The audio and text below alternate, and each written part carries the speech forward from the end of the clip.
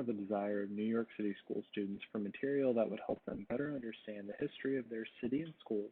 The New York City Civil Rights History Project is a collaborative effort between youth activists, scholars, and local organizations focused on building an accessible website filled with digital teaching resources that guide users through histories of state-sponsored segregation and the varied, creative, and persistent effort of community activists to challenge it.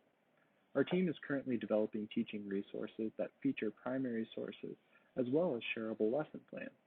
This project, which is funded by a grant from the National Archives and Records Administration, promises to fill a gap in current curricula for New York City schools. Today, we are sharing a small portion of that work. One of our document sets focuses on different legal practices of segregation used in New York and how Black women challenged them. Within that larger set is a subset of documents that looks at segregation and educational inequality in Harlem during the early 20th century and how teachers like Lucille Spence pushed to undo them in the classroom and beyond. That subset will be our focus for today. However, before we begin, it's helpful to share a note about our process. You'll notice that this slide contains an assortment of portraits. In our collaboration with student activists, they pushed us to consider how visual representations, including various art forms, could help both engage students in the classroom and provide sources that allow students to unpack the complex feelings this kind of work presents. We mention this both as an insight into our process and as a reminder that including young people in this work generates innovative ways to conduct it. Before we share our subset of documents looking at segregation in Harlem during the early 20th century and the type of engagement we hope students might have with them, we want to share some of the questions we are constantly thinking about in our work. Specifically, how do we present materials in ways that make them accessible but also leave open ways for exploration and interpretation? How can we raise questions about archival practices in the process of introducing students to primary sources? And how do both the nature of archival work and our own curation of sources create historical meaning and silence? In this document subset, students encounter a map, which you can see on the top left of your screen, that shows the school zone boundary of Wadley High School drawn by the Board of Education in the 1930s. Below that is an excerpt from the report produced by Mayor LaGuardia's commission to investigate the Harlem Riot of 1934.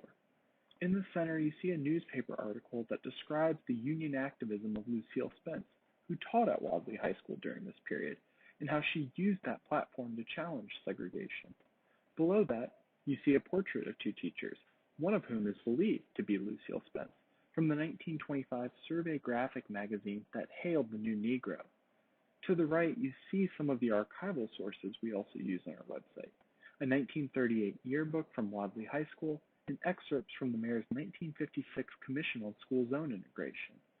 In total, these documents present a narrative that captures the board's actions in segregating schools, the degree of inequality, and how Black women teachers, specifically Lucille Spence, dissected segregation's ills and promoted the promises of Black children.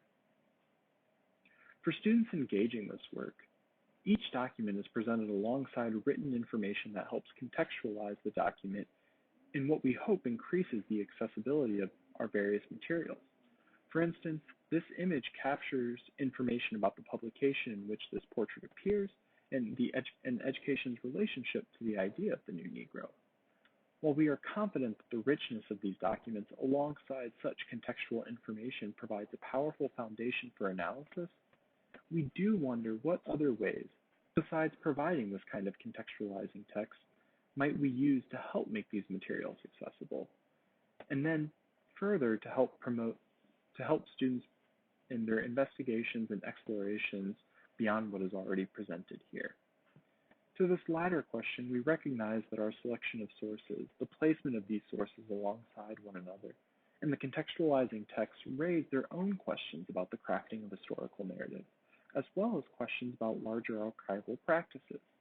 While not wanting to dismiss our own work, we want to think meaningfully about how these materials, as well as our work in producing them, open doors for students to interrogate the archive and its silences, as we believe these conversations will only push historical inquiry in the classroom further and promote a necessary critical disposition within students. Needless to say, we are excited about how this project is taking shape and looking forward to continuing this work.